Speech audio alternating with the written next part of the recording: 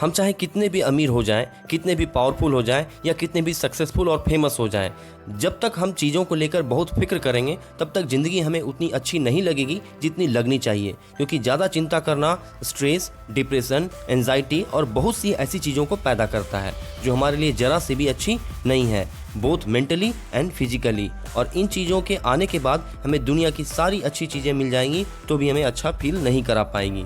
Napoleon Bonaparte और Helen Keller इस बात को प्रूफ करने के लिए सबसे परफेक्ट एग्जाम्पल हैं। नेपोलियन के पास हर वो चीज़ थी जिसके लिए एक नॉर्मल इंसान सपने देखता है। नेम, फेम, पावर, पैसा सब था। फिर भी सेंट हेलेना नाम के आइलैंड पर उन्होंने एक्सेप्ट किया था कि उन्होंने अपनी सारी ज़िंदगी में कुछ 6 दिन भी आराम से नहीं बिताए। जबकि हेलेन केलर, जो कि अंधी, गूंगी और बहरी थी, उन्होंने बोला था कि ज़िंदगी बहुत ही खूबसूरत है और वो 78 ईयर्स बहुत ही खुशी के साथ अपनी ज़िंदगी बिताई। अपनी इतनी सारी प्रॉब्लम के साथ तो हम क्यों नहीं। ज़्यादा चिंता करना हम पर बहुत प्रभाव डालता है। एलेक्स कैरल, जो कि एक नोबेल प्राइज़ विनर है, उन्होंने कहा था, people who don't know how to fight with worry die early. Doctor ओएफ गॉर्बन, जो कि एक चीफ फिजिशियन है, उन्होंने बताया कि 70% पेशेंट जो कि उनके पास आते हैं वो अपने आप को खुद ही ठीक कर सकते हैं, बस अपनी डर और चिंता को ख़त्म कर दें तो। एक स्टडी में 15,000 लोगों को एग्जामिन किया गया जिन्हें स्टोमक डिसऑर्डर था। उन्हें एग्जामिन करने के बाद पता चला कि 5 में से 4 पेशेंट का तो कोई फिजिकल रीज़न था ही नहीं, बल्कि उनकी बीमारियों के कारण खुद की उनकी फियर, वरी, हेट और सेल्फलेसनेस थी और नेगेटिव सेल्फ टॉक थे। एक बहुत ही फेमस डॉक्टर कहते हैं, स्टोमक अल्सर जो कि आपकी जान ले सकते हैं, हार्ट डिजीज़, कुछ टाइप के हेडेक, इंसोमेनिया और कुछ टाइप के पैरालिसिस, ये सब हमारी बहुत चिंता करने से होता है। इतने सारे एग्जाम्पल के बाद आप समझ गए होंगे कि चिंता हमारे लिए कितना खतरनाक हो सकता है। विली सच कैरियर एक इंजीनियर थे। उन्हें एक बार एक फैक्ट्री में गैस क्लीन करने वाले एक मशीन को इंस्टॉल करने का प्रोजेक्ट मिला, जिसके लिए कंपनी ने मिलियंस ऑफ डॉलर लगाए थे और वो मशीन ठीक से काम नहीं कर पा रहा था, जिसकी जिम्मेदारी भी इंजीनियर पर आ गई थी, जिसकी वजह से उन्हें इतना टेंशन हो गया कि उन्हें रात में नींद भी नहीं आ रही थी। फिर उन्हें समझ आया कि उनकी चिंता करने से सिचुएशन तो ठीक नहीं होगी, तो उन्होंने एक टेक्निक निकाली अपनी इस प्रॉब्लम से डील करने के लिए। ये टेक्निक इतनी असरदार निकली कि वो इसे आज भी यूज़ करते हैं मोर देन 30 ईयर से। इस टेक्निक में 3 सिंपल स्टेप्स हैं जो आपको भी याद रखने चाहिए। स्टेप 1, बिना डरे पूरी ईमानदारी से सोचिए कि आपकी लाइफ में जो भी प्रॉब्लम्स है उसकी वजह से ज़्यादा क्या हो सकता है। विली कैरियर ने जब ये सोचा तो उन्हें पता चला कि इस मिस्टेक के लिए उन्हें जेल या फांसी तो नहीं होगी, हाँ उनका मार्केट में नाम खराब होगा और $20 मिलियन भी जो उन्होंने इन्वेस्ट किए थे वो डूब जाएंगे। सेकेंड स्टेप, वर्स्ट केस पता चलने के बाद आप उसे मेंटली एक्सेप्ट कर लें। कैरियर ने इस कंडीशन को एक्सेप्ट कर लिया और सोचा कि मैं फिर से मेहनत करके अपना नाम बना लूँगा। इसके बाद उन्हें बहुत सुकून मिला जो उन्हें बहुत टाइम से नहीं मिला था। स्टेप 3, अब आपको ये सोचना चाहिए कि आप उस कंडीशन को कैसे इम्प्रूव कर सकते हैं।